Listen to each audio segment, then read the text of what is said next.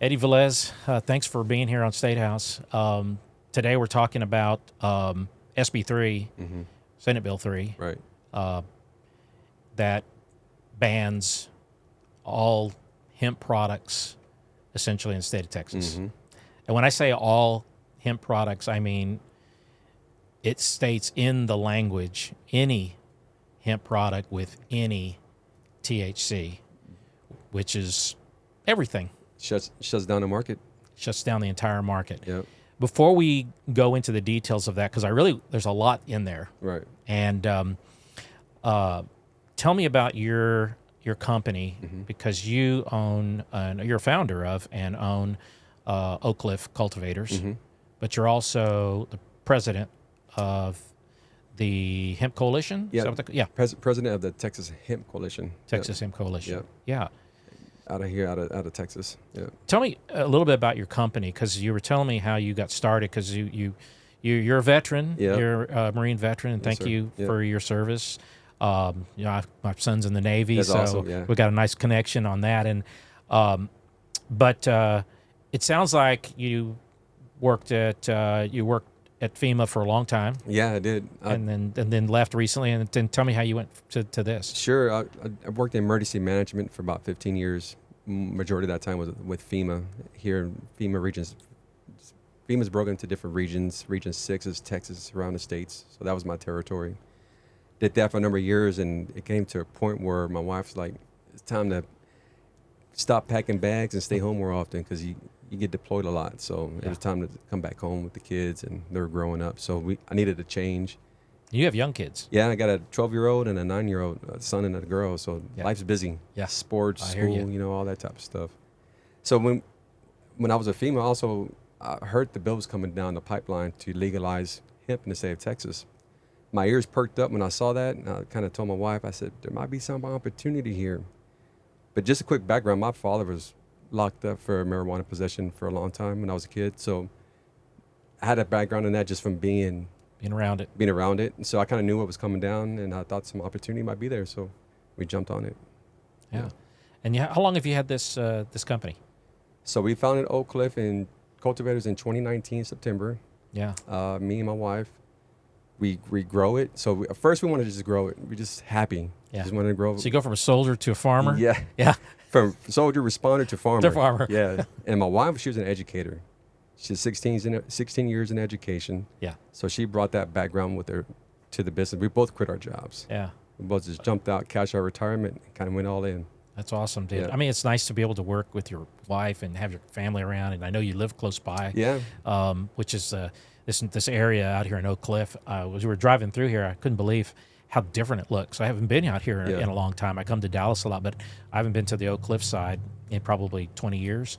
And a lot's changed in 20 years. Oh, it's beautiful. Yeah. I mean, you got this store here, and this. I guess what was this before? This building is called Tyler Station. Tyler Station. Before it was a wax depot, like the Dixie Cup. Oh yeah. Okay. Dixie Cup. There was a wax depot, and it was abandoned for a number of years. And just recently, I said this has been here since 2016, 2017 time frame. And they just refurbished it, and I just brought in a bunch of people from the community, local business owners. Yeah, I love it. Yeah, everybody collaborates, so it's a good environment. And so you got a brewery on one end, and you have a ton of retail stores, and you have some designers over here. Got some nice food trucks out front here. It's a working environment, and everybody's from the local area too, so it's beautiful. Everybody collaborates. We have events here as a building. The brewery brings a lot of business in, so we are kind of just bounce off each other. So it's just a great environment. That's fantastic. Yep. Well, it's important. The reason I wanted to talk to you is because, I've been lobbying for 30 years, and every time, big bills like this come along, big legislation like this come along, they always impact a lot of people. Sure. And I think one of the things I found from this particular bill is that, and I have worked on the cannabis side, which is a regulated side, that the state has a regulated organization, the Teacup under the Texas Department of Public Safety. Right. And then you have the hemp side, which is at the Texas Department of Agriculture, which is, I wouldn't say totally unregulated, but it's not regulated like cannabis is regulated. Correct. So It follows more the Farm Bill. Yep. Yep. So, but when these big bills come along, they always have huge impacts, Mm-hmm. and sometimes I think a lot of times unintended impact on the community, businesses, families, etc. And so I thought it would really be a good idea to spend some time kind of maybe debunking a few things and Sure. also just kind of educating everybody on the difference between some of these products, because I think there's so much much misinformation out there. There is. You're just like the perfect person to do that. Yeah. So I guess my first question is, Sure. this whole bill was generated because of what most people have heard of as Delta 9. Mm-hmm. And I actually had to do some research to kind of understand a little bit about Delta 9 myself. There's a lot of science in the plant these days. Yeah, There's a lot of science. So tell me a little bit explain Delta 9 Sure. and why, and the difference is Delta 9 in hemp and Delta 9 in cannabis. Okay. You brought up teacup and all that. There's two lanes. You got the marijuana lane, medical marijuana, and then you got the hemp lane. Under hemp, we're regulated at 0.3% Delta 9 THC. So that by law, that's what we follow. And when the plant's growing, the Delta 9 THC gives you that intoxicating effect, right? That's the feel that you feel when you smoke marijuana. Delta 9 gives you that effect. But under the hemp side, at 0.3, it's very minimal, very low dose. It's just enough to, it doesn't give you that high effect, per se, right? Right. But that's by law. That's what's governed right now. Right. So when you hear Delta 9 THC 0.3%, that's the hemp lane. We fall under Texas Department of Agriculture. They oversee that to ensure we follow, as we're farming at this plant, we stay below 0.3% Delta 9 THC. Let me ask you the question. Am I correct if I say, because I thought I read this, but I want to make sure I'm correct, that a THC in a marijuana plant can be different levels depending on the seed and so forth, but it's usually above 0.3. Oh, absolutely. Much higher. Yes.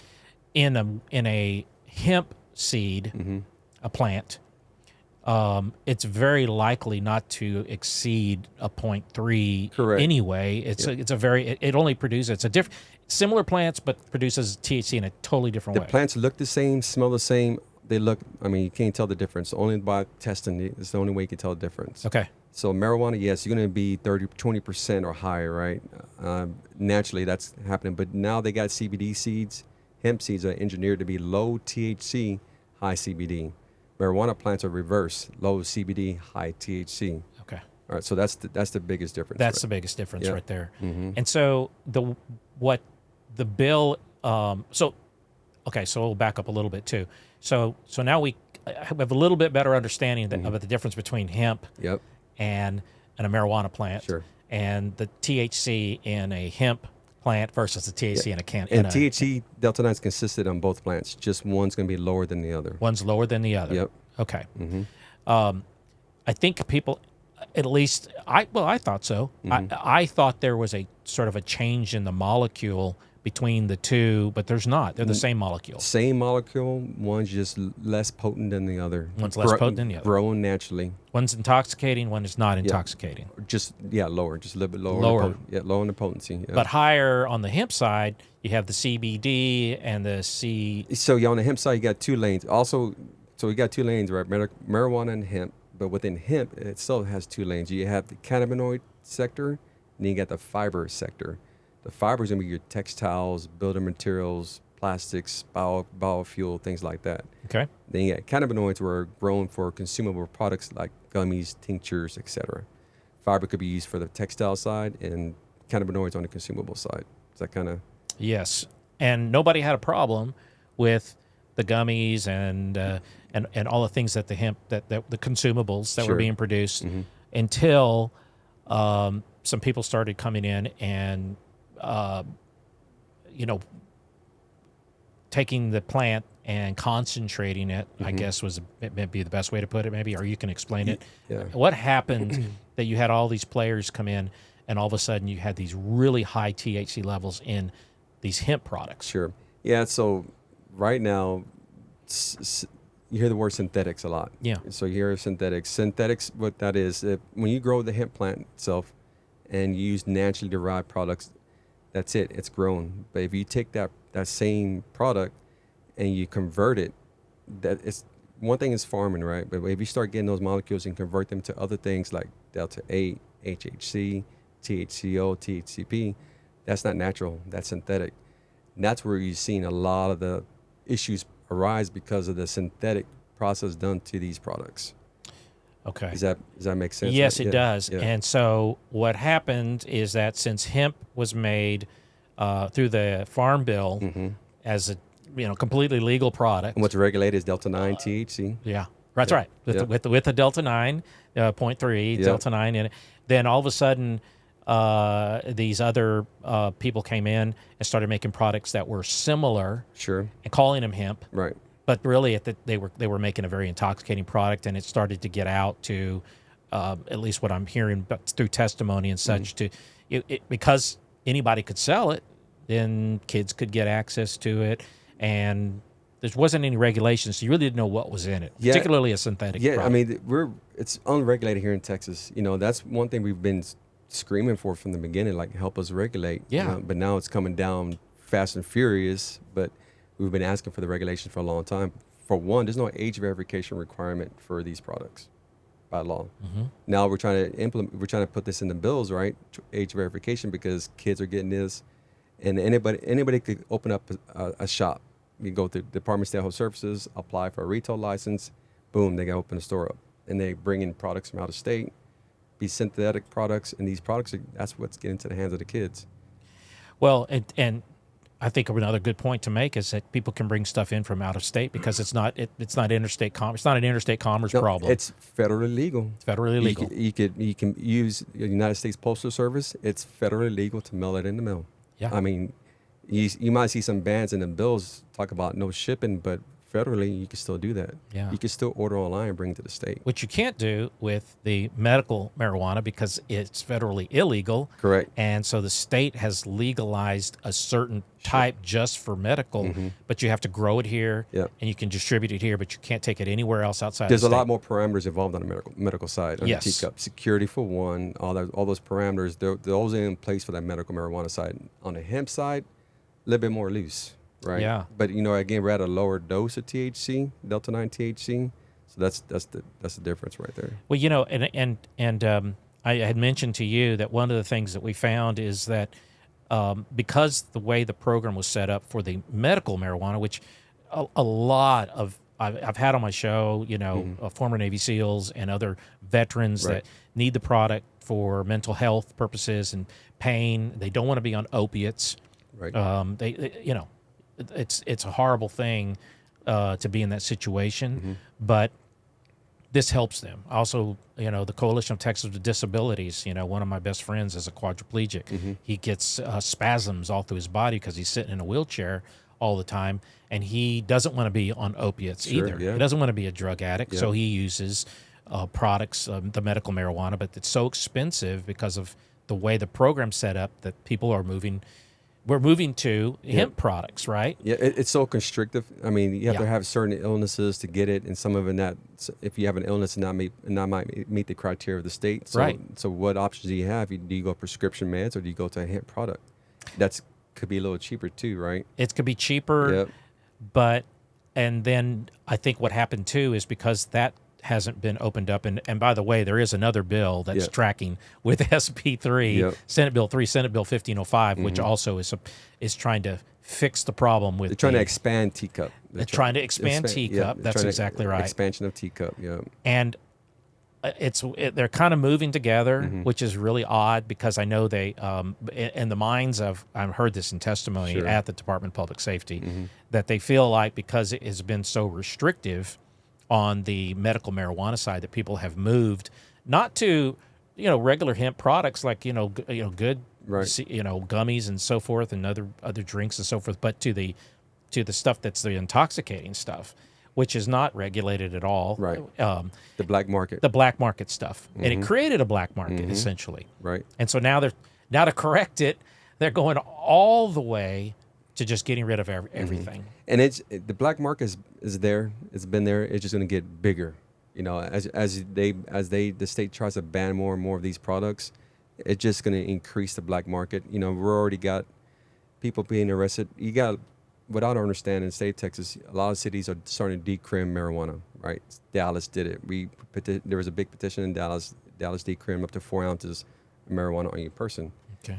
Then you got the state that wants to ban everything, but at the federal level, they're trying to reschedule marijuana. So there's a conflict going from the federal, state, into the local level.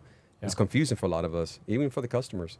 They don't even know what's right or wrong these days, especially with they hear new bans coming in place, and people are like, "Wait, isn't marijuana decrim? What's going on?" So yeah, it's confusing. It's super confusing. It's so confusing, and you know, I grew up in a very conservative household. Yeah. You did too. I mean, and you know, you have to spend some time kind of understanding it. And I have a very conservative father, mm-hmm. and when he found out that I was working on these issues, actually on the cannabis side, yeah. I had spent a lot of time with him, and he finally understood when my mother started having a lot of pain, right. and a lot of arthritis pain. Mm-hmm. She's 89 years old, sure. And she didn't want to get on, you know, with the drugs they wanted to put her on. Mm-hmm. And she said, "I've been told that the CBD really works really well to help me with that." And I said, "Yeah, it does." But she's so afraid. She thinks she's doing something illegal. It's the stigma, It's the stigma. We've been programmed, the war on drugs. We've been programmed that it's bad for you, and yeah. in reality, it's not. It could really help you. Either you got illnesses, you got some sleep issues, you got some PTSD, you have some issues. Yeah, they can alleviate that. So yeah. Let me ask you the question: how many people, how many businesses in the state of Texas that do what you do?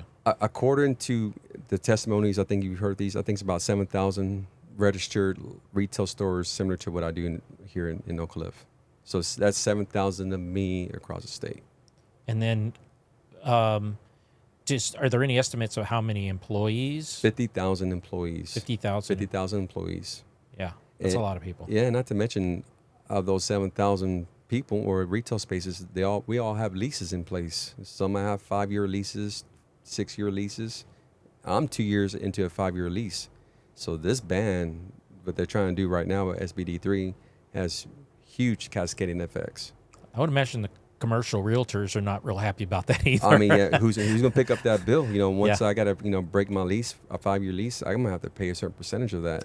Yeah, no doubt, yeah. no doubt. And after COVID, and with all the problems they're having right now trying to fill space, I don't think it's, knocking a bunch of people out of their leases is not a smart move. It's going to cause legal issues. People trying to get out of their leases. I mean, there's going to be a lot of legal issues. People spending money on that. And one, we're already closing down our businesses. And two, we got to pay legal fees at the same time. So it's just detrimental.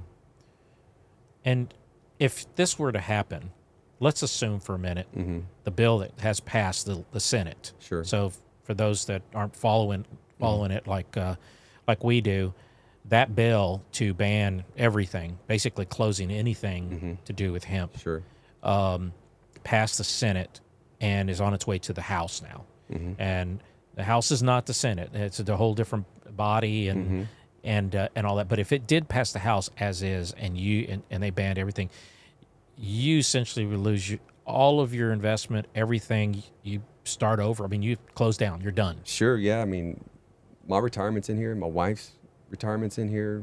Our livelihood. That's how we pay our bills. Our customers who use these products daily that need them, they're going to lose access to that. It's not just us as business owners, but the customer themselves who rely on these products on a daily basis. They're losing out. Yeah. I mean, that it's a cascade. It impacts us, but it also impacts the community, 100%. And it makes sense. I mean, I think I can see why. And I don't really know if there's any personal mm-hmm. Experiences by some of these members that brought it. It seems, I think I heard that there might be a personal experience with the bad stuff mm-hmm. That maybe caused this issue. But even if not, I can understand if you have this intoxicating product, these bad players mm-hmm. out there, right, that are marketing it to young kids mm-hmm. and those sorts of things. Bad things happen. We've got enough problems. Sure. And I had high school boys, and Yep. I know that there's always drug problems, and you don't need one more thing, Exactly. and particularly something that's not illegal. You Yep. know, it's too easy, right? Yeah, and me and my wife are really involved in our kids' schools. Like we're on the PTA, stuff like that. So we go to these meetings with PTA, and they're finding these products on kids. I mean, they're getting a hold of these things, right? Yeah. So that's a concern. And there's some bad actors out there who don't want to try to self-regulate. Kids are getting these things. You got things being sold at gas stations, very unregulated at gas stations, things like that. And that's come to the forefront. And now it has impacting all of us right now. Yeah. We're all Yeah. kind of getting grouped into that. You got lumped in Yep. to that group. Even when we try to do the right thing, we follow the rules. We keep our license up to date. We are compliant. We send testing. We try to do everything right, and yet we're still going down this path.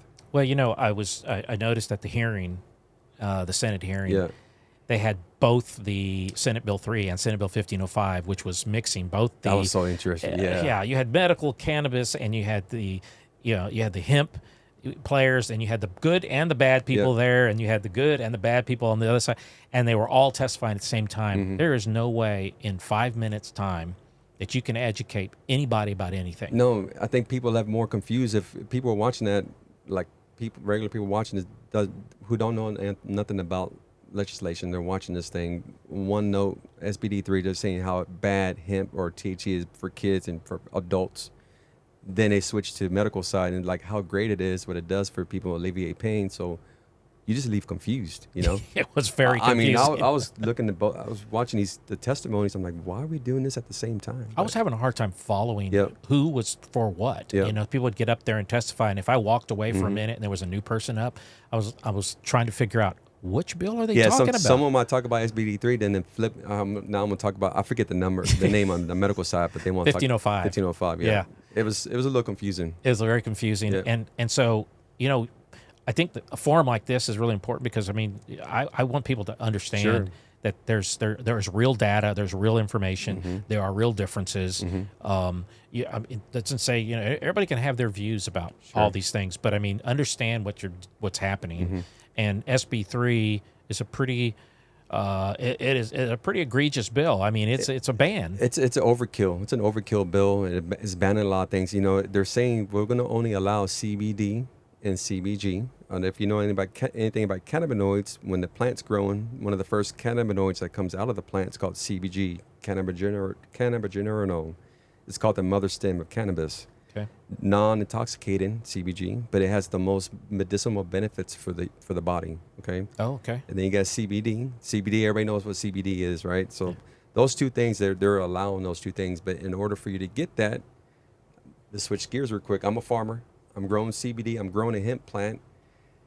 I'm good on my Delta 9 THC, right? I get my testing. I'm good to go. But now, normally, I could take that to my shelves and sell it or turn it into a product. But now I have to send it somewhere else to a manufacturer to extract Delta 9 THC out of it to only leave CBD and CBG. So one is increasing costs on not only the farm, pretty much shuts down farming in Texas. Yeah. Well, I don't understand why they want to shut down farming in Texas, but that's what's going to happen. Because now I can't afford to send it to somebody to get manufactured to extract that, and now it's going to be increased on the consumer on the shelf at a higher cost. Because now it's another loophole another jump we have to go through. It just makes no sense to me. Well, and the way the bill is worded, I'm not even sure you can, because it says possess. Yeah. For consumables. If you intend to make a consumable out of that hemp plant and it has any THC in it, I'm not even sure you can possess that plant. I mean, how would you do that? I mean, you can't even grow a plant that has any THC in it, according to this bill, right? It's kind of ridiculous. This is where I get confused sometimes. Like, whoa, I'm under TDA, right? So under Texas Department of Agriculture, I could still farm this thing or not? Like, how's this going to impact? That's why people are not going to want to do it, for one. Yeah. Because one is like, how legal am I here? How safe is it? And two, I can't do nothing with it anyways. I have to send it out to get extracted. Why do I want to do that? So yeah, because you're losing the natural components of the plant. We want full. You might hear full spectrum. When you hear the word or see the word full spectrum on a package, that means that plant has more than just one cannabinoid. when you hear when products just got one cannabinoid, it's called like an isolate. It's a one thing, right? CBD only. But you want full spectrum that includes the full entourage of the cannabinoids because that has the best impact for the body. Okay. We don't want to take our eye off the good stuff. It's all good for you. Yeah. Once you start doing that, you're isolating it, and it's not a natural form no more. Well, it's interesting because just recently, probably in the last couple of weeks, 2-3 weeks, I've noticed that well, you saw the press conference with Lieutenant Governor Yes, I Patrick did. and Yep. Senator Perry. It was pretty brutal. Mm-hmm. I was surprised I think at we all were. how hard they went on that. And okay, Yep. all right, get it. This is a big deal. But then I saw a little post comment from the governor's office that the governor may not be 100% in favor of a complete ban, which is it gives me some hope that there's room Right. to work on this bill on the House side. Yeah, we're optimistic.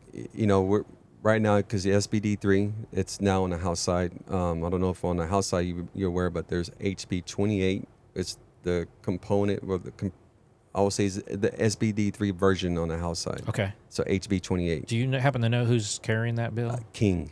Ken King. Oh, Ken King. Okay. Yep. Ken King Okay. carrying that bill. Okay. So what's more confusing. So SBD3 bans all forms, right? But CBD, CBG. Now you talk about House Bill 28. It bans all consumables, bans all tinctures except for beverages. Okay, except for beverage, and they want to introduce TABC to become regulation over beverages under a 3-tier system on the alcohol side. Oh. Okay, so that's where it's going, and so if you're banning all these other edibles and smokables, by the way, is banned as well in House Bill 3. Yeah. Which It is on the other side too. we get it. Smokables. I think that's the writing's on the wall for smokables. I think it's just how much like how far do we go with the smokable? Although thing? they are adding inhalants to on the medical cannabis. Yeah, I heard about that on the cannabis. So on it's the not smoking, but on the teacup side, the teacup inhalant, side, yeah. like a vape. I'm not sure what it is. Like I'm not smart on that side, but I know it's an inhalant something. I've heard that it's different than it's not a vape. No, but HB 28 has huge impacts. Still shuts down a lot of shops, but it kind of because the beverage market's pretty big now, and so you can see alcohol getting into the mix of this sector now. Okay. Now they're banning consumables, edibles, etc., smokables, but beverages up to 10 milligrams per serving. So Of THC? of THC, Delta 9 THC only. Wait a minute. So you're teaching me something today because I did not see that Yeah. bill. I was looking at some other stuff. Yeah. So SB3 is being carried. Essentially, it's the same being carried by Ken King, right? No, it's Perry.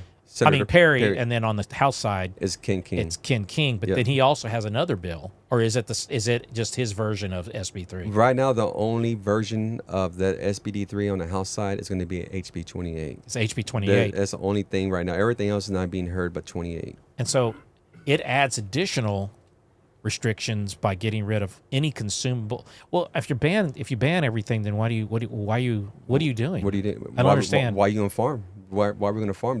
It shuts down the farmer again. I mean, again, it goes back to farming. We're losing farming. Yeah. Because we can't grow it, right? If we can't grow it to its consumables, what are we doing here? It's very, they increase penalties. For even possession of consumables on a person. If you have a consumable on your person, Yeah. it's going to become illegal.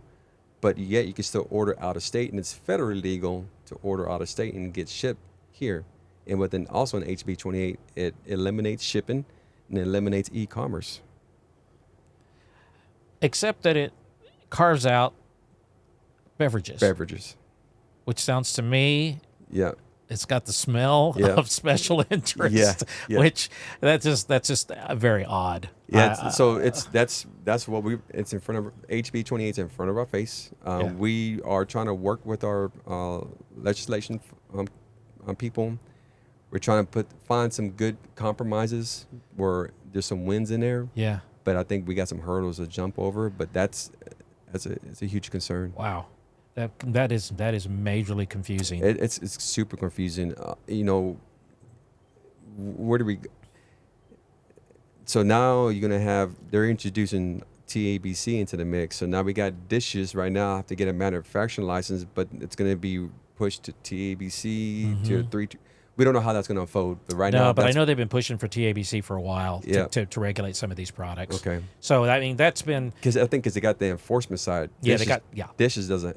I'm sorry, Department of State Health Services doesn't have the enforcement side. No, they don't. Yep. That's right. Yep. And TABC's used to regulating, I guess similar types of, alcohol and obviously, those kind of products. But, I think there's some more politics involved in all of that we won't go into right now, but why they would move it from the Department of Ag to TABC, which has nothing to do with the product. No. But, the other thing I saw just today is, and you may have seen it too, I know you're following it just as close as I am, but the lieutenant governor just put out a note, said if they don't pass the THC ban this year, he's this session, that he's gonna work towards a special session, which tells me there are serious problems that have coming up if he's making that kind of proclamation. I'm really shocked about how much time he's putting into this. I'm sure there's a lot of other issues going on in the state, but he's really focused on the hemp side. Yeah. For one, from what I know, we're still in the house, right? We're still working in the house. Yeah. Two, I don't think he can call a special session. That comes from the governor of Texas, as far as I know. So I don't know, and I don't know how much interest there is there. So there's a lot of variables up in the air right now, and we're still in the middle of session. We're at the House side now, and negotiations are still ongoing. Yeah. So we'll wait and see. It's to be to continue. I guess. It is and what's crazy is that and again, for those that don't follow, or our audience that may or may not follow things as closely as you and I do, the lieutenant governor put out 40 priority pieces of legislation. Sure. They're specific. He's been doing this for a while, and he passes all of those. In the form that he sets them out. Right. SB 3 was the third on the list. Right. So it was very, very, very high priority on the list. But it wasn't one of the governor's priority issues. No, I mean, governor didn't even bring it up during his State of the Union. No. So Well, in order to put out a notice that you're that you're threatening a special session this early in the session means things are you wouldn't say that unless things are starting to fall apart. Right. Which, honestly, I mean, it would be better to fix the problem now than have to keep going on and on and on like they did with school vouchers. But because we're in the middle of session, as you know, all of the leverage right now is with these the bills out there. I think we just need some clear lanes here. Yeah. With the hemp lane, that's clear for us. What are our left and right parameters? Let's put the regulations in place so we know what our lane is. Right now, we don't, because it's unregulated. Yeah. Let's clear up teacup. What's the teacup lane? So once you go over a certain limit, whatever product you're going to, it might not be on the hemp side, but you go get it on the teacup side. We just need to establish that. Clear up the space, and put these regs in place for us to work and run business efficiently. Because right now, when you run out, we went through a Delta 8 issue a couple years ago, and then we went through a smoking ban issue a couple years ago, and now we're going through the ban of all forms of THC. Since we've been in this industry, it's been challenging since day one. So for me as a farmer and a business owner, it's high risk. I mean, because you don't know what's going to happen. It's come September 1st, I'm going to be shut down, according to the law, right? That's right. As it stands. So as it stands, it's just I just wish there's more clarity, regulation, and just consistency, and just stick to certain plans. Quit changing things up. Well, I think you put it in a nice bucket right there, and I think that says it all. I think there's time, and hopefully. You get an opportunity to work on the House side and make some of these changes. And so, it would be better to fix it now than to have to go into a special session. And, I'm sure I'll see you at the Capitol many times the next couple of months. For sure. And I would like to, maybe in another few weeks as things are progressing, as we see things progressing, maybe do another and kind of an update on where we are. Oh, absolutely. The Texas Hemp Coalition, we're having we had a lobby day during this when it was on the Senate side. We're about to do another lobby day because we're on the House side now. Okay.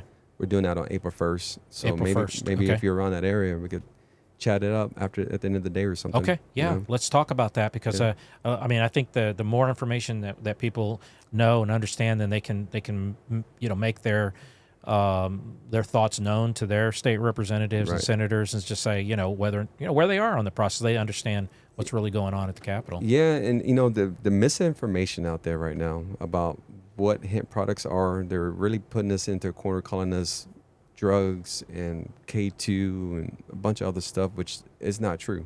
Yeah, we're not that. We're trying to do the right thing here, and we just want to make sure give us common sense regulation, and not killing the industry that's thriving. Over 50,000 employees in over 7,000 retail locations in the state of Texas. Yeah, that's just bad business. Well, let's get I think we're all in the same boat. Let's get rid of all the bad players, and let's try to help the good. Texas business people, make their business work, and like you said, get more clarity. Yeah, absolutely. Yeah. Well, Eddie, I really appreciate this. This has been this has been education for me too. I learned some things too, so I appreciate it. And we'll see each other maybe in the next couple of weeks, and maybe do a little follow up. Yeah, sounds good, Frank. Look forward to it. Thanks a lot, man. Yep.